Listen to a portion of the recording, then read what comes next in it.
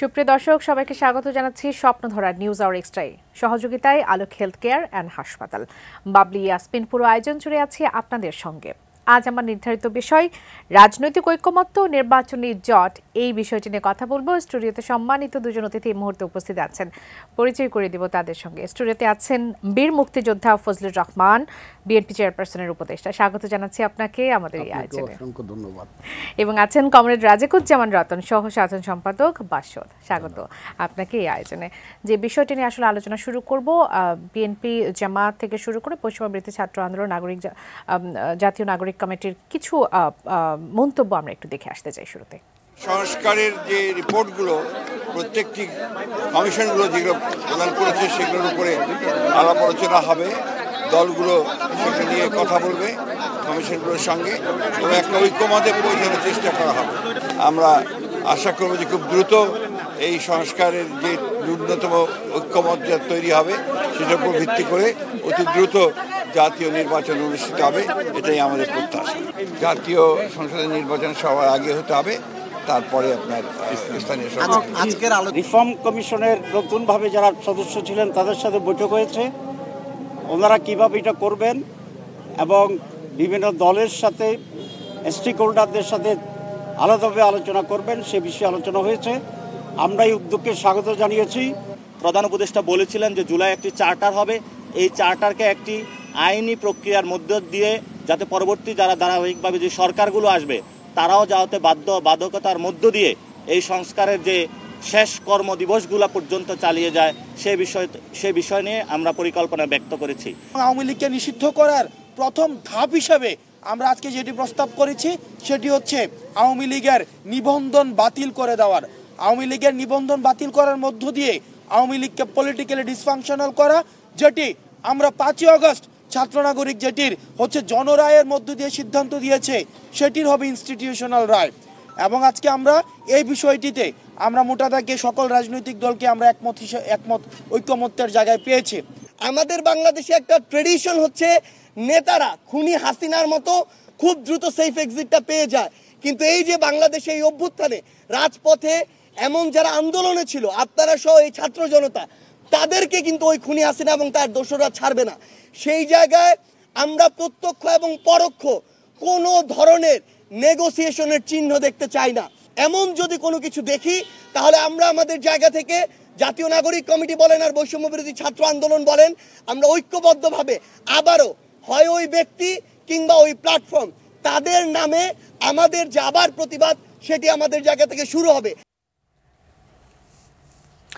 দর্শক, দেখছিলেন আজকের ঐকমত্য কমিশনের প্রথম বৈঠকের কিছু পিক পয়েন্ট আমরা দেখানোর চেষ্টা করছিলাম। বীর মুক্তিযোদ্ধা ফজলুর রহমান, আপনার কাছে আসি। প্রথম ইনিংস শেষ করেছে প্রথম 6 মাস পর। আজ প্রধান উপদেষ্টা বলেছেন যে আমার প্রথম অধ্যায় শেষ হয়েছে, দ্বিতীয় অধ্যায়ের শুরু হলো এটি। আপনার অভিজ্ঞতার আলোকে জানতে চাইব, এই যে 6 মাসের যে অন্তর্বর্তীকালীন সরকারের পারফরমেন্স সেটি কেমন দেখলেন, এবং সেটি দ্বিতীয় অধ্যায়ের সূচনা আজকে যেটি হলো সেটিকে কি বার্তা দিচ্ছে, সেখান থেকে আমাদের কি বোঝার আছে? আপনাকে অসংখ্য ধন্যবাদ এবং যারা আমাদের কথা শুনছেন দেশে বিদেশে সবাইকে আমার সালাম, আসসালামু আলাইকুম। এই যে বিগত 6 মাস চলে গেল, প্রথম ইনিংস কথাটা আপনি বললেন, আমি যা ভেবেছিলাম বা যা আশা করেছিলাম যে একটা ফ্যাসিস্ট সরকারের পতনের মধ্য দিয়ে যে নতুন দিন শুরু হলো সেটা যেভাবে সামনের দিকে এগিয়ে যাবে, আমি অনেকটা আশাহত হয়েছি। আমার চিন্তার সঙ্গে আজকের 6 মাসের বিগত 6 মাসের প্রেক্ষাপট এবং কর্মের অনেক ভিন্নতা আছে। তারপরেও আমি আশাবাদী মানুষ। আমি আশা করব ভালো কিছু হবে, কারণ যেদিন 5ই আগস্ট হলো সেদিন আমি দেখলাম ছেলেদের মাথার মধ্যে স্বাধীনতার পতাকা, লাল সবুজের ছেলে মেয়ে সবার মাথার মধ্যে, তাদের পিছনের সামনে গান বাজছে, পূর্ব দিগন্তে সূর্য উঠেছে রক্তলাল, তীরহারা এই দেওয়ের সাগর পাড়ি দেব রে। তাদের স্লোগান ছিল এক দফা এক দাবি, শেখ হাসিনা কবে যাবে। গণতন্ত্র ছিল তাদের মূল ব্যাপার। আমি আরও ছিল তাদের দাবি, যদি আমি মনে করি এইগুলোতে আমি যেতে চাই না, কিন্তু পরবর্তী সময়ে দেখা গেল অনেকগুলো কথা বেরিয়ে আসলো, কথা না, তাদের কর্মকাণ্ডে আমরা বুঝতে পারলাম তারা দেশকে ভিন্ন দিকে নিতে চায়। প্রথম ভিন্নতাটাই হইল তারা একদম প্রথম থেকে শুরু করলো যে 47 এবং 24 এই দুইটা হলো স্বাধীনতা বা মুক্তিযুদ্ধ। 71 সন মুক্তিযুদ্ধ না, এটা দুই ভাইয়ের একটা ঝগড়া। এই যে দুই ভাইয়ের ঝগড়া, ভুল বুঝাবুঝি, মুক্তিযুদ্ধকে তারা স্বীকার করতে, 71-এর মুক্তিযুদ্ধকে স্বীকার করলো না প্রথমে, একদম কয়েক মাস একেবারে বাদ পড়ে গেল, একবারে বাদ করে দিল। তারপরে আমাদের মতো কিছু হতবাগা দুর্বাগারা যারা মুক্তিযুদ্ধ করে এখনো বেঁচে আছে, যারা একদিন মায়ের বাহুবন্ধনকে উপেক্ষা করে, মায়ের চোখের জলকে উপেক্ষা করে, বাবার সব কিছুকে চিরতরে বিসর্জন দিয়ে মেঘালয়ের পাহাড়ে গিয়েছিলাম আমি, দিনের পর দিন মাসের পর মাস ট্রেনিং দিয়ে যুদ্ধ করেছিলাম, যার পাশ থেকে পড়ে গিয়েছিল, মরে গিয়েছিল, শহীদ হয়ে গিয়েছিল, আপন লোকটি লাফ মেরে পাক বাহিনীর গুলি খেয়ে 5 ফিট উপরে উঠে গিয়েছিল তার শরীরটা। পরেই একটা ঝাঁকি দিয়ে বলল, মাকে দেখো। মায়ের একমাত্র ছেলে, মা পাগল হয়ে মারা গেল। ওই যে মা পাগল হয়ে মারা যাওয়ার যে সাক্ষী আমাদের মতো হতবাগারা, আমরা তো মুক্তিযুদ্ধকে ভুলতে পারলাম না, এবং জীবনে যতদিন আছি মুক্তিযুদ্ধকে ভুলতে পারবো না। কারণ আমি একজন মায়ের বিশ্বস্ত সন্তান, সঠিক সন্তান, আমাকে অন্য কেউ জন্ম দেয় না। এদেশের মানুষরা কি আসলে মুক্তিযুদ্ধকে ভুলতে পারবে বা ভুলতে চায়? পারা উচিত না। আমি যারা মায়ের সঠিক সন্তান, আমি কথাটা একবার বলি, মায়ের সঠিক সন্তান যারা, তারা মুক্তিযুদ্ধকে ভুলতে পারবে না। কারণ মুক্তিযুদ্ধ হলো আমার মায়ের নাম, বাংলাদেশ হলো আমার মায়ের সন্তানের নাম। মুক্তিযুদ্ধের পেট চিরেই বাংলাদেশ। কাজে বাংলাদেশের উপদেষ্টা হব আর মুক্তিযুদ্ধকেও মাকেও স্বীকার করব, তাদেরকে আমি কি বলবো?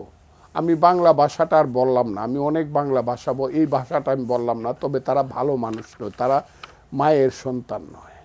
এটা শুরু হলো। পরে যখন দেখা গেল যে না, এটা একটু যেমন ঢেউটা ঠিক মতো লাগছে না, গিয়া ঢেউটা আটকা পড়ছে, তখন বলো না না, ওইটা একটা মুক্তিযুদ্ধ, 71-কেও আমরা অস্বীকার করি না, গলা টান দিয়া বলল। এখন আবার দেখলাম আজকের এক ছেলে, যে ছেলেটি আমি বলবো উনি নেতা এখন, তার নাম বোধহয় নাহিদ, সে বলল যে না না, ওইসব রাজনীতি ইসলামিক, ওই জামাত ইসলামের রাজনীতিগুলো, এইগুলো বস্তা পচা, এগুলো না, আমরা মডার্ন পলিটিক্স করব। এখন আবার আজকে এটা ডানপন্থী না বামপন্থী না মধ্যপন্থী রাজনীতি তারা করতে চায়। ওই তো আগে বলছে ইসলামপন্থী রাজনীতি করবে, হিজবুত তাহরিরের রাজনীতি করবে, আইএসের রাজনীতি করবে, আগে এইগুলা বলতো। তারা কোত্থেকে আইসে, কোথায় ট্রেনিং দিছে, আগে বলতো আমাদের আন্দোলনের ভ্যানগার্ডের নাম হলো ইসলামী ছাত্র শিবির। আমার বাবারা যদি এই কথাটা আগে বলতো, রে বাবারা তোমরা যদি বলতা, একজন লোকের সাপোর্টও দিতে পাইতা না, এটা হলো ফজলুর রহমান। তাহলে কি আপনারা কি তাহলে আসলে ভুল বুঝেছিলেন? বিষয়টা কি এরকম? সবটা ভুল বুঝেছিলাম বলবো না, কিন্তু তারা যে কথা বলে আমাদেরকে নিয়ে গিয়েছিল, এখন যা করছে এটাকে প্রতারণা বললে কম বলা হয়। একদিন কিন্তু প্রশ্ন উঠতে পারে যে ফ্যাসিস্ট খারাপ না মুনাফেক খারাপ, এই প্রশ্নটা কিন্তু উঠবে একদিন। তবে তারা যদি এখনো সঠিক পথে চলে, আমি বলি, আমি শুধু বিএনপির লোক হিসাবে না, আমি বাংলাদেশের একজন মুক্তিযোদ্ধা হিসাবে এবং একজন সিনিয়র নাগরিক, আমি, আমার বয়স ৭৭ বছর, সেই একজন সিনিয়র নাগরিক হিসাবে আমি সবাইকে নিয়ে পথ চলতে চাই। এই দেশের যারা আছে 18 কোটি মানুষ, যে যে আদর্শ বিশ্বাস করে, যদি সুস্পষ্টভাবে বলে আমি জামাত ইসলাম, আমি শরিয়া আইন কায়েম করতে চাই, আমি ইসলামী আন্দোলন, আমি হেফাজতে ইসলাম, আমরা আল্লাহর কোরআনী আইন কায়েম করতে চাই, আমার কোনো আপত্তি নাই যদি পাবলিক সমর্থন করে। আমাদের এই সন্তানেরা যারা নতুন দল করবে, তারা সুস্পষ্টভাবে তাদের কর্মসূচি দিবে, কিন্তু মনে একরকম, মুখে আরেক রকম, মানুষকে বললাম আরেক রকম। এই যে মুনাফিকি, এই মুনাফিকিটা যাতে সন্তানেরা না করে, এটা কিন্তু একদিন ধরা পড়বে এবং দেশের জন্য সবচেয়ে ক্ষতিকর হবে। সেই কারণে আমি বলছি, এখন ইলেকশনের কথা বললেই, আজ আমাদের মহাসচিবকে বললেন, ইলেকশনের কথা বললেই নতুন বউয়ের মতো গাল ফুলে থাকে। এটা ফোলা উচিত না, ইলেকশনটা আমরা দিয়ে নির্বাচন দেওয়া নিয়ে উচিত। আসলে বিশেষভাবে আলোচনা করতে চাই। আমি আপনার কাছ থেকে যদি একটু কমরেড রাজিকুজ্জামান রতন, আজকে আপনি জাতীয় ঐকমত্য কমিশনের বৈঠকে ছিলেন, সেখানে প্রায় 26টি দলের প্রায় 100 জন নেতার সেখানে উপস্থিতি থাকার কথা আমরা গণমাধ্যমের বরাতে জানতে পারছি। একটু জানতে চাই, এই যে দ্বিতীয় অধ্যায় শুরু হলো, শুরুটা আসলে কেমন হলো আপনার অভিজ্ঞতা জানতে চাই। আসলে 6টা কমিশন তারা সুপারিশ দিয়েছেন, সেগুলো তারা ওয়েবসাইটে দিয়েছেন। আজকের অনুষ্ঠানটা ছিল 6টা কমিশন যে সুপারিশ দিয়েছে সেই সুপারিশ সম্পর্কে ক্রিয়াশীল রাজনৈতিক দলগুলোকে তারা অবহিত করবেন এবং এই সুপারিশগুলো নিয়ে রাজনৈতিক দলগুলো যে মতামত দেবে তার ভিত্তিতে সরকার ভবিষ্যতের কর্মপন্থা ঠিক করবে। ফলে এটা ছিল 6 মাস পরের কাজ। এখন 6 মাসে কি অর্জন হয়েছে সেটা যেমন আমরা একটু বিবেচনা করেছি, আগামী মাসগুলোতে কি পেতে চাই সে কথাটাও আমরা বলেছি। মানে 6 মাসে কি অর্জন হয়েছে সেগুলো নাকি এই বৈঠকে আলোচনা ছিল? কিছুটা আলোচনা হয়েছে, যদিও এটা আলোচনার বিষয় ছিল না, কিন্তু যা ঘটেছে তাকে তো আর উপেক্ষা করা যায় না। এই 6 মাসে আমাদের স্বপ্নগুলো কিন্তু তার ডানা মেলতে পারে নাই, বরঞ্চ কখনো কখনো স্বপ্নগুলো প্রশ্নবিদ্ধ হয়েছে, যেমন করে ফজলু ভাই বললেন। আমাদের আন্দোলনটার মধ্যে কি কোনো ভুল ছিল? আমরা কি একটা ফ্যাসিস্ট শাসনের বিরুদ্ধে লড়াই করাটা আমাদের ভুল ছিল? নাকি জনগণ বলবে যে যারা আন্দোলনের সামনে যারা এলেন তারা মানুষকে প্রতারণা করলেন? যেমন মানুষের কাছে দায়ের জায়গাটা তো নিশ্চিতভাবে আছে। মানুষ তো আন্দোলনে এসেছিল যন্ত্রণা থেকে, বেদনা থেকে, বৈষম্যের বেদনা থেকে, দুর্নীতি দেখে, দ্রব্যমূল্য দেখে এবং দমন পীড়ন দেখে, সেখানে সে মুক্তি পেতে চেয়েছিল। ঠিক একই কথা কিন্তু আমাদেরকে বারবার শুনতে হয়েছে। এমনকি মুক্তিযুদ্ধের মতো এত বড় একটা ঘটনা, আমাদের 30 লক্ষ মানুষের জীবন, লক্ষ লক্ষ মা বোনের সম্ভ্রম, তাদের চোখের জলে ভেজা এই মাটিতে, এই মাটিতে দাঁড়িয়ে তো অনেকে বলেছে মুক্তিযুদ্ধ করে আমাদের কী লাভ হলো, এই কথা শুনতে হয়েছে না? ফলে এটা বারবার মানুষ সংগ্রাম করে, বারবার মানুষ সংগ্রামের পরে প্রতারিত হয়, কিন্তু তারপরে সংগ্রামকে থেমে থাকে। আজকে এই দিনে এমন একজন মানুষ মৃত্যুবরণ করেছেন, তিনি একটা গান লিখেছিলেন, তিনি অনেক গান লিখেছেন, প্রতুল মুখোপাধ্যায়, যে আলু বেচো, পটল বেচো, বেচো বাকরখানি। বলছে সবই তুমি বেচতে পারো, কিন্তু তোমার চোখের মনি বিক্রি করো না, তোমার স্বপ্ন বিক্রি করো না, তোমার কলমটা বিক্রি করো না। মানুষকে তো বারবার ওই চোখের মনির মধ্যে তার বেদনাটা দেখতে পায়, বুকের মধ্যে তার স্বপ্নটা পুষে রাখে, কলম দিয়ে তার মুক্তির কথা লেখে, এইগুলো যেন না বেচে। এই বেচে না বলেই সাধারণ মানুষ বারবার আন্দোলনে আসে। এত প্রতারণার পরেও মানুষ কিন্তু বারবার আন্দোলনে বিশ্বাস করে বারবার। ফলে আমরা মনে করি আমাদের আন্দোলনটা ভুল ছিল না। কিন্তু ফজলু ভাই যেটা বললেন, যারা আন্দোলনের মধ্যে ডিসগাইজ করেছিলেন তারা যদি এখন স্বরূপে আবির্ভূত হন খুবই ভালো, যদি স্বরূপে আবির্ভূত নাও হন তাহলে কোনো না কোনো একদিন সেটা প্রকাশিত হবেই, কারণ থলের বিড়াল বেরিয়ে আসেই। এটা বেরিয়ে ফলে আজকের যে বৈঠকটা ছিল সেই বৈঠকে আমরা আমাদের দিক থেকে, আমাদের বাসদের পক্ষ থেকে আমরা একটা লিখিত প্রস্তাব ওখানে দিয়েছি। আমরা বলেছিলাম 6টা সংস্কার কমিশনের যে সুপারিশগুলো তার তো একটা প্রিন্টেড ভার্সন সব দলগুলোকে দেওয়া উচিত। 2, সব দলগুলোর একটা লিখিত মতামত নেওয়া উচিত। 3 নম্বর আমরা বলেছি যে এগুলো নিয়ে কিছু বিষয় স্বল্পমেয়াদী, কিছু বিষয় মধ্যমেয়াদী, কিছু বিষয় দীর্ঘমেয়াদী, যেগুলোতে একমত হতে পারবো সেগুলো নিয়ে আমরা কাজ করব। সংস্কার, বিচার এবং নির্বাচন, এই 3টা পাশাপাশি চলবে, একটার জন্য আরেকটাকে যেন বন্ধ করে রাখা না হয়। সংস্কার শেষ হওয়ার পরে নির্বাচন অথবা বিচার শেষ হওয়ার পরে নির্বাচন, এইরকম করে যেন নির্বাচনটাকে দীর্ঘায়িত করা না হয়, নির্বাচনটাকে ঝুলিয়ে রাখা না হয়। কারণ যে কোনো গণ অভ্যুত্থানের পরে মানুষ তার আকাঙ্ক্ষার রূপটা দেখতে চায় একটা ব্যবস্থার মধ্যে। অন্তর্বর্তীকালীন সরকার তো একটা অন্তর্বর্তীকালীন সরকার, সে তো অন্তহীন সরকার নয়। ফলে যেমন 69-এর গণ অভ্যুত্থানের পরে নির্বাচন হয়েছে, 90-এর গণ অভ্যুত্থানের পরে নির্বাচন হয়েছে, এবারও গণ অভ্যুত্থানের পরে নির্বাচনের মধ্য দিয়ে মানুষের যে আকাঙ্ক্ষা সেটা একটা দায়িত্বশীল দল সেটা পালন করার চেষ্টা করবে। সেই সরকার যদি ফ্যাসিস্ট হয়ে ওঠে, অনেকে বলে সেই সরকার তাহলে ফ্যাসিস্ট হতে পারে না। আচ্ছা, আইন দিয়ে ফ্যাসিজম ঠেকানো যাবে? বা সংস্কার এখন করলে সেটা যে ফ্যাসিজমটাকে আসলে রোধ করতে পারবে, সেই জায়গা আমরা বলেছি, আমরা আমাদের লেখায় লিখেছি যে আইন দিয়ে ফ্যাসিজম ঠেকানো যাবে না, ফ্যাসিজম ঠেকাতে হবে আন্দোলনের মধ্য দিয়ে। ফলে আন্দোলনের পরিবেশটা থাকতে হবে। কিন্তু এখন আমরা আমরা আশঙ্কার কথাগুলো বলেছি এবং যা আমাদের পর্যবেক্ষণটা তুলে রয়েছি, মব ভায়োলেন্সের নামে যেভাবে এমন একটা মানুষের মধ্যে ভয়ের সংস্কৃতি তৈরি করে দেওয়া হচ্ছে, এটাও কিন্তু আরেকটা ফর্মে মানুষের মধ্যে একটা ভীতির পরিবেশ তৈরি করছে। ভীতির পরিবেশে কি গণতন্ত্র থাকে? ভীতির পরিবেশে কি যুক্তি কাজ করতে পারে? ভীতির পরিবেশের মধ্যে দিয়ে কি মানুষ ন্যায় অন্যায় বোধ করতে পারে? মানুষ তখন বলে বাবারে ন্যায় অন্যায় পরে থাকুক, আগে জানটা বাঁচাই। আবার এই ভীতির পরিবেশে কিন্তু দুর্নীতি তৈরি হয়।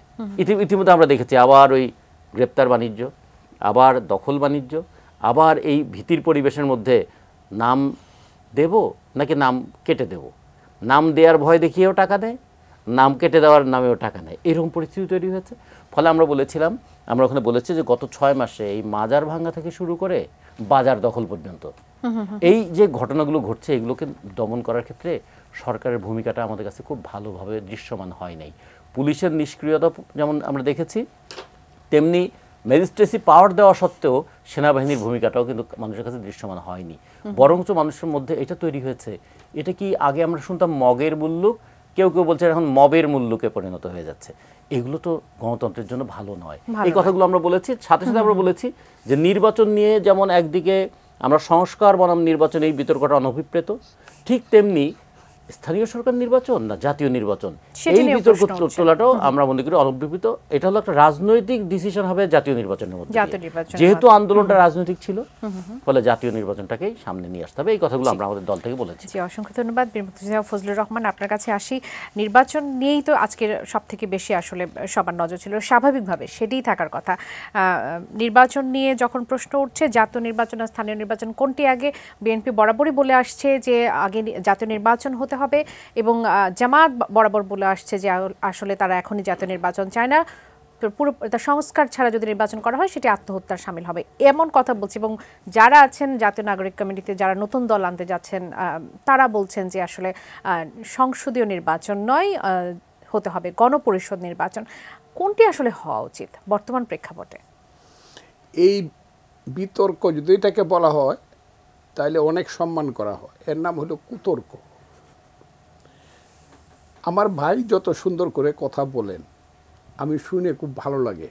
আমি আরও করছি ওনার সঙ্গে, আমার ভাই অনেক সুন্দর, অনেক যুক্তি দিয়ে কথা বলে। তারা কেন আমাদের মতো মন্ত্রী হওয়ার মতো একটা দল করলো না? মন্ত্রী হওয়া যায় কি আশায়, কি পাওয়ার আশায় তারা ছোট ছোট দল গড়ে করে সৎ এবং সত্যভাবে জীবন কাটিয়ে দিচ্ছে আমি জানি না।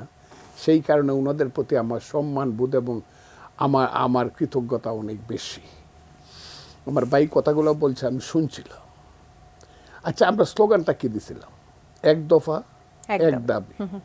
হাসিনা তুই কবে যাবি? হাসিনা কি লোকাল গভর্নমেন্ট ছিল না হাসিনা ন্যাশনাল গভর্নমেন্ট ছিল? ন্যাশনাল গভর্নমেন্ট ছিল। এক দফা এক দাবি, হাসিনা তুই কবে যাবে? আমি কি কইছিলাম এক দফা এক সময় কিন্তু আমরা 85 সনে উপজেলা নির্বাচন করতে দেওয়া হবে না, ওই স্লোগানও দিছি। আচ্ছা, স্থানীয় নির্বাচন আর আগে জাতীয় নির্বাচন ইত্যাদি। তো এই যে এক দফা এক দাবি, হাসিনা তুই কবে দাবি, খুব সহজ কথা। তাইলে এইটার হাসিনা এখন চলে গেছে, এখন কোনটা আসবে? তাইলে জাতীয় দাবিটা আসবে না স্থানীয় দাবিটা আসবে? আমি জামাতকে জিজ্ঞাসা, জামাত না খুব যুক্তি দেওয়ার কথা বলে, ওইটাই জামাতকে আমি কালো শক্তি বলতে চাই না, আমি তাকে অন্ধকারের শক্তিও বলতে চাই না।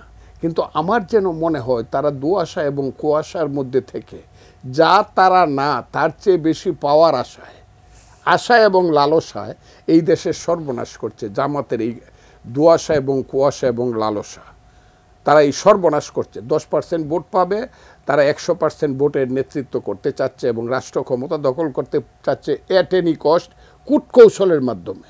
সেই কূটকৌশলে যোগদান করেছে আমাদের সন্তানেরা কিন্তু বুঝবে, আমি তাদেরকে দোষী না, তারা অনেক অবুঝ ছেলে পেলে। 22, 23, 24, 25, 26, 27, 28 অভিজ্ঞতা না হইলে পরে মৌলানা আবুল কালাম আজাদ 22 বছর বয়সে কংগ্রেসের প্রেসিডেন্ট হয়েছিল, আবার 45 বছর বয়সে কংগ্রেসের প্রেসিডেন্ট হয়েছিল। তখন ওনাকে জিজ্ঞাসা করা হয়েছে যে আপনার দুইটা প্রেসিডেন্টের মধ্যে পার্থক্য কী? উনি বলেছিলেন, আগে আমার 22 বছরে আমার বুদ্ধি ছিল কিন্তু অভিজ্ঞতা ছিল না, আর এখন 45 বছরের আমার অভিজ্ঞতা হয়েছে, আমি এখন সব কিছু বুঝি এবং করতে পারি, কারণ অভিজ্ঞতার চেয়ে বিকল্প পৃথিবীতে কিছু হতে পারে না। ছেলেদের আগে অভিজ্ঞতা হোক। দেখেন না, একবার বলে আফগানিস্তান বানামো, একবার বলে সিরিয়া বানামো, একবার বলে পাকিস্তান বানামো, একবার বলে কমিউনিস্ট বানামো, আজকে আবার বলতেছে মধ্যপন্থী রাজনীতি করব। ছেলেরা আগে ঠিক হোক। আর জামাত এদেরকে ব্যবহার করতেছে, কারণ এরা একসময় সবাই ওই যে সব রসুনের যে যেমন একটা বোটা, এরা সব এই রসুন থেকে জামাত থেকে বেরিয়ে আসছে, জামাত এই সুবিধাটা নিচ্ছে। জামাত হলো এরা প্রাতিষ্ঠানিক। বলতে কাদেরকে বোঝাচ্ছেন? হ্যাঁ, এরা বলতে কারা, জামাত থেকে কারা বেরিয়ে এসেছে? ওই যে ছেলেরা যারা মন্ত্রিসভায় আছে অথবা এটাকে কি বলে বৈষম্য ছাত্র আন্দোলন আছে, নাগরিক, এরা সবাই একসময় শিবির করত। এদের ধ্যান ধারণা সব এরকমই, এবং এদের মধ্যে ধ্যান ধারণাই দেওয়া হয়েছিল যে মুসলমানরা যারা মুক্তিযুদ্ধ করছে এরা আল্লাহর কাছে ক্ষমা চাইতে হবে, যে কারণে এখনও জামাত শিবিরের সেক্রেটারি সমর্থন করে এবং শিবিরের নেতা পত্রিকাতে লেখে মুসলমানরা আল্লাহর কাছে ক্ষমা চাইতে হবে। এই যে দেশ, এই দেশে তো এদের, এই দেশটা হয় আমাদের ছেড়ে দেওয়া উচিত, আর না হলে যারা লেখে যে মুক্তিযুদ্ধ করে আল্লাহর কাছে ক্ষমা চাই তাহলে তাদের ছেড়ে দেওয়া উচিত। এই যে বাংলাদেশটা আমরা বানাইছি, আমি খুব ক্লিয়ারলি আপনাকে বলি, এই বাংলাদেশে এখন যা হওয়া উচিত সেটা হলো 18 কোটি মানুষের কাছে যাওয়া উচিত। তারা একটা কথা বললি বলে আমরা খালি একটা ভোটের জন্য, আমরা ইলেকশনের জন্য আমরা আন্দোলন করছি, জীবন দিছি। সবাই এখন কিন্তু বলতেছে না, আপনাদের 3 জনকে মন্ত্রী বানানোর জন্য 2,500 মানুষ, হাজার হাজার মানুষ আহত হয়েছে আর 1,500 মানুষ জীবন দিছে, তাই নাকি? অবশ্যই আমি আপনাকে বলি, অবশ্যই আমি বলে যাই, এই কথাটা আমি চ্যালেঞ্জ করে বলে গেলাম, অবশ্যই 3টা ইলেকশনে মানুষ ভোট দিতে পারে নাই, 14, 18 এবং 24। এই যে গণতন্ত্রের একটা আকাঙ্ক্ষা বাঙালি জাতির, যে গণতন্ত্রের জন্য একদিন বাঙালি জাতির 30 লক্ষ লোক জীবন দিয়েছিল, 70-এর নির্বাচনের রায় ইহিয়া খান মানে নাই বলে যুদ্ধ করছিল, সেই যুদ্ধের পরিণতি ছিল বাংলাদেশের স্বাধীনতা, বাংলাদেশ। আজকে ভোটটাই হলো প্রথম জাতীয়, তারা তো আসলে ভোট চাচ্ছে, কিন্তু তারা চাচ্ছে যে পূর্বের মতো ফ্যাসিজম যাতে না থাকে, সেজন্য তারা সংস্কার করে। আপনি কে, হু আর ইউ? আমি কে? জনগণের কাছে যান, ইদ্রিস সাহেবকে বলেন 18 কোটি মানুষের কাছে যাতে পলিটিক্যাল পার্টি যায়, তারা গিয়ে যার যার কর্মসূচি বলুক, যাকে জনগণ দিবে, যে his majority he will lead the parliament, এবং সবার সাথে মিলে, আমি বলি না পার্লামেন্টে লিড করলেই তারা এককভাবে, সবার সাথে মিলে একটা জাতীয় সরকার করিয়া তারপরে পার্লামেন্টে বসে সমস্ত সংস্কার করবে। এইসব আকতা কুকতা কইয়া 40 বছর আগে একজন লোক চলে গেছে আমেরিকাতে, সেই আমেরিকার নাগরিক, তারা আইনা বাংলাদেশের নাম বদলায় সংবিধান লিখা, এইসব কুতর্ক। এটা ওই যে ছেলেটা বলছে মাহফুজ আলম গৃহযুদ্ধ হবে এই দেশে, সবাই বলতেছে একটা গৃহযুদ্ধ হবে, আমি ইউটিউবে দেখি, আমার খুব ভয় লাগে। আল্লাহ মাফ করুক, বাংলাদেশে গৃহযুদ্ধ না হয়। আমি মনে করি ইউনূস সাহেবের সম্বিত ফিরে আসবে, এবং উনি যে বড় মাপের মানুষ সেটা তিনি আবার প্রমাণ করবেন।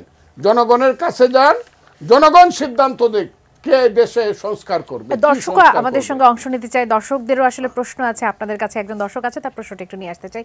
দর্শক স্বাগত জানাচ্ছি, কে বলছেন, কোথা থেকে বলছেন, আপনার প্রশ্নটি করবেন। রহমান, নাটক থেকে বলছি। আমাদের মাননীয় যে অতিথি, ওদের কাছে আমার প্রশ্ন যে আপনার এই যে ছাত্রগুলা যাদেরকে আমার দেখে বাহ্যিকভাবে, আমি একজন ছাত্র, অনার্স সেকেন্ড ইয়ারে পড়ি, বাহ্যিকভাবে দেখে মনে হয় যে এরা শিবিরের রাজনীতি করে, এরকম একটা বিষয়। আর আরেকটা বিষয় হচ্ছে যে এরা বলে যে কথায় কথায় যে মুজিববাদ, জিয়াবাদ, এরা কি আসলে কি দল হিসেবে বিএনপি এদের কাছে কি ব্যাখ্যা চাইছে যে জিয়াবাদ বলতে ওরা কি বোঝাতে চাচ্ছে? একটা। দ্বিতীয় হচ্ছে যে এই যে ওনারা, আপনারা মুক্তিযুদ্ধ ছিলেন, আপনারা জামাত এবং শিবিরের ভূমিকাটা নিয়ে একটু আলোচনা করবেন প্লিজ, এই আজকেই অন্তত। আপনাদের কাছে এই বিশেষ অভিজ্ঞতা আমরা কোথাও পাবো না, একটু বলিয়ে, আমাদেরকে দরকার এগুলো শোনার। আপনাকে অসংখ্য ধন্যবাদ। দর্শক, আপনার প্রশ্ন অত্যন্ত মূল্যবান আমাদের কাছে, আপনি থাকুন আমাদের সঙ্গে, নিশ্চয়ই আপনার প্রশ্ন উত্তরটি নিব। আরো একজন দর্শক আছেন এই মুহূর্তে আমাদের সঙ্গে, তার প্রশ্নটিও একটু নিতে চাই। দর্শক স্বাগত জানাচ্ছি, কে বলছেন, কোথা থেকে বলছেন, আপনার প্রশ্ন করবেন। আমি পিন্টু দুয়ারি, পটুয়াখালী থেকে বলছি। জি বলবেন। আমার প্রশ্নটা হচ্ছে নির্বাচন এবং সংস্কার নিয়ে রাজনৈতিক দলগুলোর মধ্যে যে ফাটল দেখা দিয়েছে, ঠিক আছে, জি, সেটা অন্তর্বর্তীকালীন সরকার জোড়া লাগাতে পারবে কিনা, এটা হচ্ছে আমার প্রথম প্রশ্ন। আর দ্বিতীয় প্রশ্ন হচ্ছে, না বিদেশ থেকে সেই চিফ এমেকা রবিন রাফেল তারাঙ্ককে আনতে হবে, এটা হচ্ছে আমার প্রশ্ন দুজন অতিথির কাছে। সকলকে ধন্যবাদ। নির্বাচন নিয়ে যে দ্বিমত দেখতে পাচ্ছি রাজনৈতিক দলগুলোর মধ্যে, সেই বিষয়টি নিয়ে আলোচনা করছি। দুজন দর্শক ছিলেন বিরতির আগে, তাদের প্রশ্ন উত্তর নিয়ে একটু এই অংশ শুরু করতে চাই। কমরেড রাজকুচরণ রতন, আপনার কাছ থেকে আসি। দ্বিতীয় দর্শকের প্রশ্ন দিয়ে যদি একটু শুরু করতে চাই, তিনি বলেছেন সংস্কার নিয়ে, নির্বাচন নিয়ে দলগুলোর মধ্যে যে ফাটল তৈরি হয়েছে, সেটি কি আসলে অন্তর্বর্তী সরকার জোড়া লাগাতে পারবে কিনা, এটি একটি প্রশ্ন ছিল। এবং আরেকটি ছিল যে নির্বাচন প্রশ্নে এই যে নানান ধরনের ক্রাইসিস তৈরি হচ্ছে, সেই জন্য কি এবারও এর আগে যেমনটি তারণ করে এসেছিলেন বা নিয়ে এসেছিলেন তাদের মতো কাউকে আনার প্রয়োজন হবে কিনা? প্রথমত নির্বাচন নিয়ে আসলে কোনো ফাটল নাই, এটা হচ্ছে এক একটা রাজনৈতিক দলের এক একটা মত আছে, এবং সেই মতটার মধ্যে কারো আছে রাজনৈতিক দৃষ্টিভঙ্গি, কারো আছে সুবিধার মানে লক্ষ্য। যেটা ফজলু ভাই বললেন যে আমরা তো একটা ফ্যাসিস্ট রেজিমকে পরিবর্তন করতে চেয়েছিলাম, তাহলে সেখান থেকে আমরা একটা আইনানুগ পদ্ধতিতে নির্বাচনের একটা ব্যবস্থা আমরা করতে চেয়েছিলাম, এবং একটা সুষ্ঠু অবাধ গ্রহণযোগ্য নির্বাচন, একটা নিয়মতান্ত্রিক পথে ক্ষমতা হস্তান্তর, এই প্রক্রিয়াটা চেয়েছিলাম। ফলে এটা তো লড়াইটা ছিল রাজনৈতিক, সমাধানটাও হতে হবে রাজনৈতিক। স্থানীয় সরকারের দাবিতে তো নির্বাচন হয়নি, আন্দোলনটা হয়নি, ফলে এটা গেল একটা দিক। এখন কেউ কেউ মনে করছেন যে যেহেতু নতুন দল গড়ে তুলতে চান, নতুন দল গড়ে তুলতে গেলে সংস্কারের চাইতে সময়টা তাদের খুব গুরুত্বপূর্ণ, এবং স্থানীয় পর্যায়ে তারা কিছু ভিত্তি তৈরি করতে চান। এবং একটা প্রস্তাব এরকম দেওয়া হয়েছে যে ইউনিয়ন পরিষদের মেম্বারদের ভোটেই আবার একজন চেয়ারম্যান নির্বাচিত হবে। তার মানে স্থানীয় পর্যায়ে যদি তারা নিয়ন্ত্রণ প্রতিষ্ঠা করে তারপরে তারা কেন্দ্রে আসবেন, অনেকটা ওই আইয়ুব খান যেমন বেসিক ডেমোক্রেসি চালু করতে চেয়েছিলেন, অনেকটা এইরকম ভাবনা। যেমন এরশাদও কিন্তু ক্ষমতায় এসে প্রথমে উপজেলা নির্বাচনটা দিতে চেয়েছিলেন, সেদিন ফজলু ভাইদের নেতৃত্বে আন্দোলনটা গড়ে তুলতে হয়েছিল যে না, জাতীয় নির্বাচন আগে, তারপরে স্থানীয় নির্বাচন। তারপরে যারাই ক্ষমতায় অন্যভাবে আসতে চায় তারা কখনো কখনো স্থানীয় পরিষদ নির্বাচনটাকে কাজে লাগিয়ে তারা জাতীয় নির্বাচনটাকে প্রভাবিত করতে চায়, এটা একটা দিক। আবার অনেক সময় আছে জাতীয় নির্বাচনে নির্বাচিত হয়ে তারপর আবার স্থানীয় নির্বাচনকে প্রভাবিত করতে চায়। ফলে এই দুটো নিয়েই আমাদের ভাবতে হবে। কিন্তু এখন মানুষের কাছে প্রধান বিবেচ্য বিষয় হলো যে এই যে অন্তর্বর্তীকালীন সরকার, তাকে আইনগত বৈধতা কে দেবে? স্থানীয় সরকার। আইনগত বৈধতা দেবে একটা পার্লামেন্ট। তা পার্লামেন্টের জন্য আগে পার্লামেন্টের নির্বাচনটা হওয়া দরকার। ফলে এটা একটা সোজা প্রশ্ন। কিন্তু কেউ কেউ মনে করছেন যে এর মধ্য দিয়েও তারা তাদের একটা সুবিধা পাবেন কিনা। ফলে এই ক্ষেত্রে কোনো ফাটল নয়, এই ক্ষেত্রে হচ্ছে মতের পার্থক্য। এবং এই মতের পার্থক্যের ক্ষেত্রে দেখা যাবে বেশিরভাগ রাজনৈতিক দলেরই মত কিন্তু তারা বলছেন যে জাতীয় নির্বাচনটা আগে হওয়া উচিত। আর বাইরে থেকে ডেভিড নিনিয়ান আসুক আর তারানকো আসুক, কেউ এসে কিন্তু আমাদের ভিতরে সমাধান করতে পারে নাই, ওই অভিজ্ঞতাটা আমাদের আছে। ফলে এবারও যদি বাইরে থেকে কাউকে আনা হয়, তিনি হয়তো বাইরেই থাকবেন, তার হয়তো রাষ্ট্রীয় কিছু টাকা পয়সা খরচ হবে তার আসা যাওয়ার ক্ষেত্রে, কিন্তু আমাদের কোনো লাভ হবে না। আর একটা কথা একটু বলে আমি একটু শেষ করি, যে এই যে স্থানীয় সরকার নির্বাচনের মধ্য দিয়ে দুটো ঘটনা ঘটতে পারে। একটা হলো স্থানীয় পর্যায়ে যেহেতু আইন শৃঙ্খলার অবনতিটা এমন জায়গায়, স্থানীয় পর্যায়ে যে মানে মতবিরোধ, মতপার্থক্য এবং যে পদের জন্য যে প্রতিযোগিতা শুরু হবে, গত বছর কিন্তু প্রায় 550 জনের মতন মৃত্যুবরণ করেছিল স্থানীয় সরকার নির্বাচনে, সবথেকে বেশি। আসলে এই ধরনের এবারে এই পরিণতিটা আরো বাড়বে এবং এটা একটা প্রচন্ড অরাজকতা তৈরি করবে। আমরা মনে করি যে সেই জায়গায় যাওয়া এবং সেটাকে ট্যাকেল করার ক্ষমতা অন্তর্বর্তীকালীন সরকারের নেই। এটি একটি কারণ যে আপনারা জাতীয় নির্বাচন আগে যাচ্ছেন না। প্রথমত কারণ হচ্ছে রাজনৈতিক, আর দ্বিতীয়ত হচ্ছে টেকনিক্যাল, ওটা হচ্ছে টেকনিক্যাল বিষয়। আর তৃতীয়ত যদি আমাদের একটা প্রস্তাবের কথা বলি, আমরা হয়তো এরকম ভবিষ্যতে প্রস্তাব দেব যে সারা বছর ধরে বাংলাদেশকে নির্বাচন করতে হবে কেন? একবার জাতীয় নির্বাচন 1 বছর, পরের বছর হচ্ছে উপজেলা নির্বাচন, তারপরের বছর হচ্ছে ইউনিয়ন পরিষদ নির্বাচন, মানে বাঙালি সারা বছর শুধু নির্বাচনই করতে থাকবে। আমরা যেন ভবিষ্যতে এরকম একটা জায়গায় আসতে পারি কিনা, নির্বাচন হলে সেটা একই সঙ্গে হবে যাতে কেউ কোনোটাতে প্রভাব বিস্তার করতে না পারে। এগুলো হচ্ছে আমাদের পরবর্তী, এগুলো হচ্ছে আমি সেটার জন্য তো একটা বিশেষ ক্যাপাসিটির আসলে দরকার আছে, একটা ক্যাপাসিটি লাগবে, আর একটা হলো এর জন্য প্রয়োজনীয় একটু সংস্কারও লাগবে, সেই বিষয়টা। আর এটুকু বলে আমি শেষ করি যে ধর্ম মানুষের বিশ্বাস, কিন্তু ধর্মকে যখন কেউ সুবিধার কাজে ব্যবহার করে তখন সেটা মানুষকে সবচেয়ে বেশি বিভ্রান্ত করে।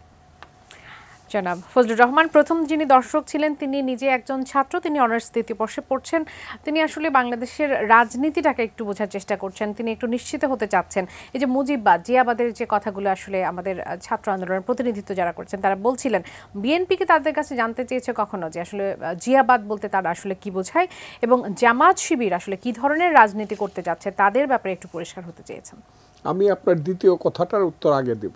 জামাত শিবির আমার মনে হয়েছিল যে তারা এই 54 বছর পরে তাদের চরিত্রের পতাকার অনেকটা পরিবর্তন হয়েছে, এবং আমি 2-1 দিন আমার প্রথম দিকের বক্তব্যে জামাত শিবির তাদের নেতৃত্ব, তাদের কথাবার্তা, আচার আচরণের প্রশংসাই করেছিলাম, এবং আমি খুব আশ্বস্ত হয়েছিলাম যে এই দেশটা বাংলাদেশের পথে চলবে।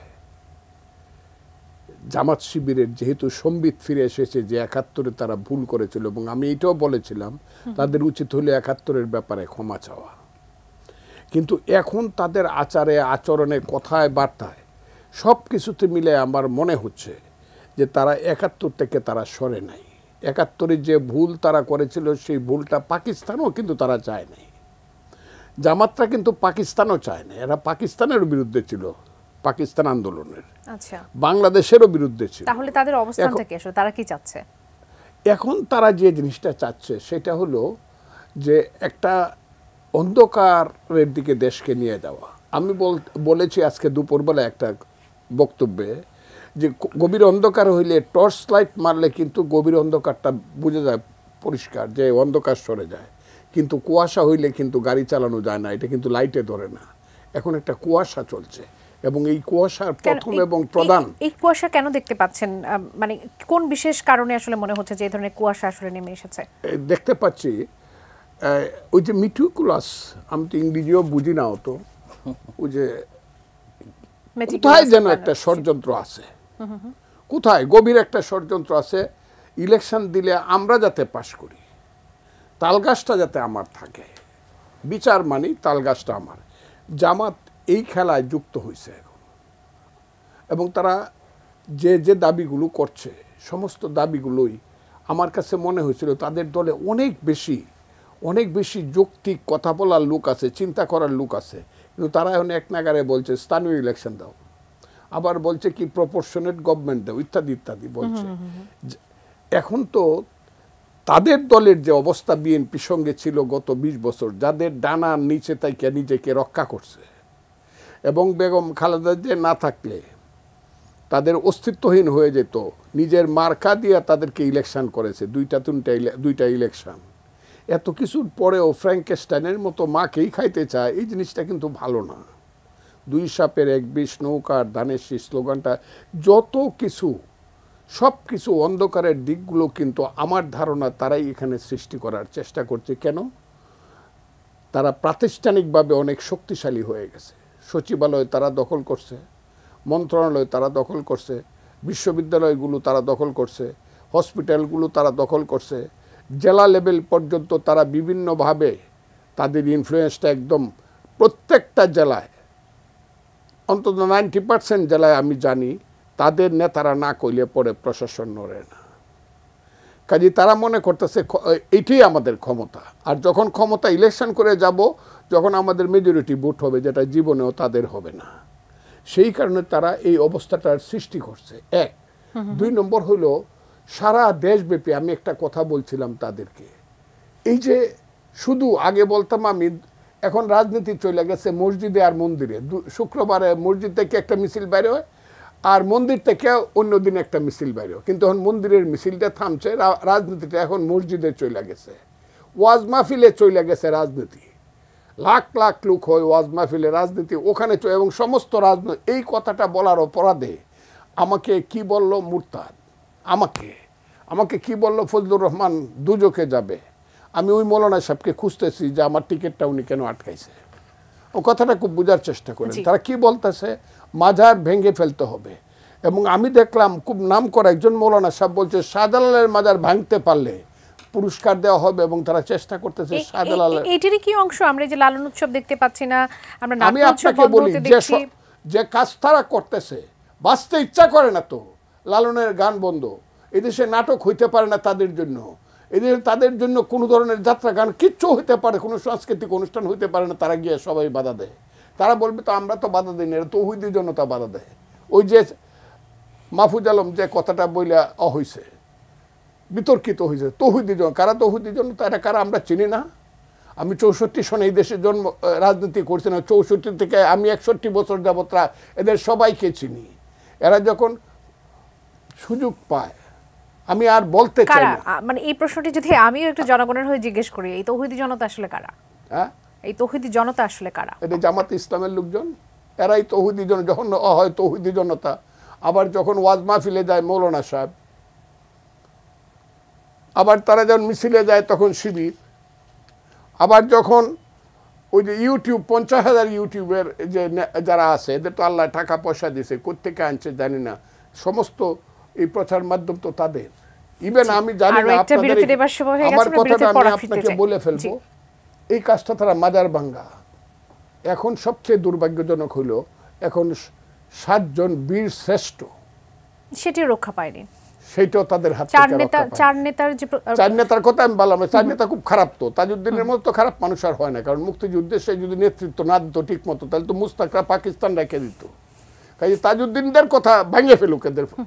শেখ মুজিবও খুব খারাপ মানুষ, 6 দফা দিয়া মানুষে শিখাইছে পিন্ডি না ঢাকা, ঢাকা ঢাকা, পাঞ্জাব না বাংলা, বাংলা। খুব খারাপ মানুষ। আমাদের কত স্বাধীন পাকিস্তান থাকতো, আদমজি হইতো মালিক, আমরা হইতাম কর্মচারী। সেইগুলো আমি বলবো না, কিন্তু মুক্তিযুদ্ধ করিয়া আমরা যে এই দেশটা স্বাধীন করলাম, যার 7 জন হলো বীর শ্রেষ্ঠ, প্রত্যেকেই হলো সামরিক বাহিনীর লোক। আজকে যে সাহেবরা ক্যান্টনমেন্টে বৈশা major general, lieutenant general, general, বাঙালির ছেলে কোনোদিন জেনারেল ছিল না, এরা শহীদ হওয়ার কারণেই হয়েছে। তারা দেখে নাই কেন যে এই বীর শ্রেষ্ঠদের ভাস্কর্য পৃথিবীতে কোন দেশে ভাস্কর্য নাই?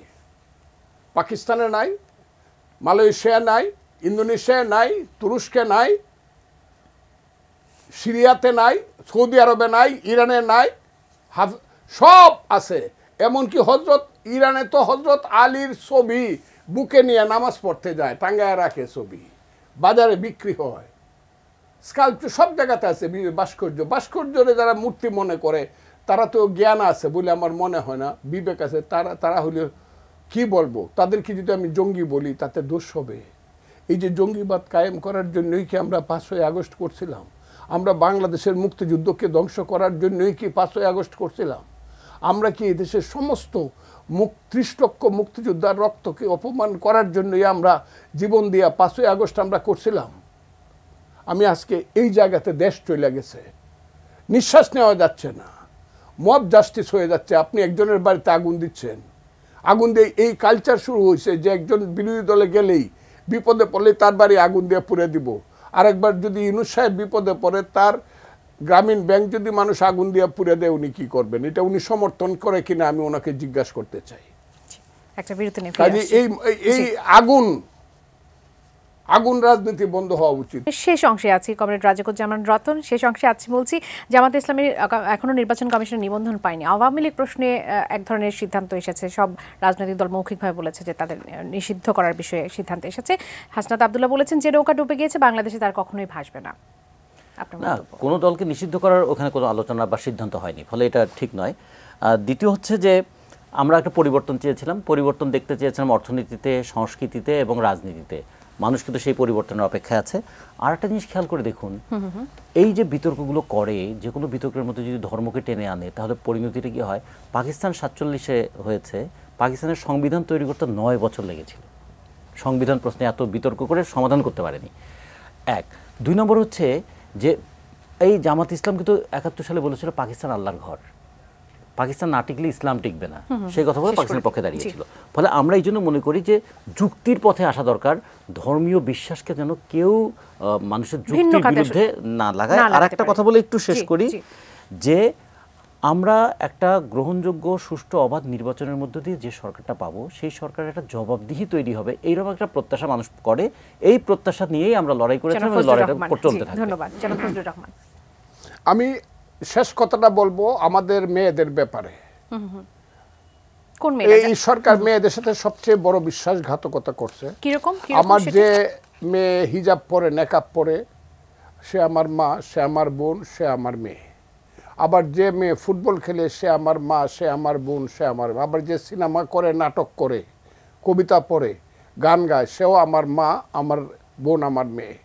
যে কারণে একটা মেয়ে বলছিল বাবাকে বলে আসছি, আমার যদি লাশ পড়ে হাসিনার পতনের আগে আমার লাশটা তুমি কবর দিও না। সেই মেয়েদের সঙ্গে এই সরকার সবচেয়ে বেশি বিশ্বাসঘাতকতা করছে। কেন?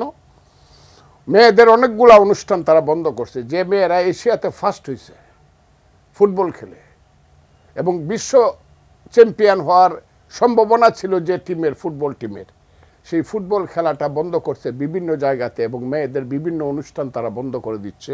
আমি মনে করি এই দেশের আমাদের মায়েরা, মেয়েরা প্রতারিত হয়েছে এদের দ্বারা, সেই কারণে এই সরকারকে তাদের বেলায় মেয়েদের সাথে বিশ্বাসঘাতকতার সরকার বলা উচিত। ধন্যবাদ বীর মুক্তিযোদ্ধা ফজলুর রহমান, কমরেড রাজা হোসেন। আপনি দুজনকে কৃতজ্ঞতা জানাচ্ছি এর জন্য যুক্ত হওয়ার জন্য। দর্শক, আমি আগামী পর্ব দেখার আমন্ত্রণ জানাই, যেখান থেকে বিদায় নিচ্ছি। ধন্যবাদ সবাই।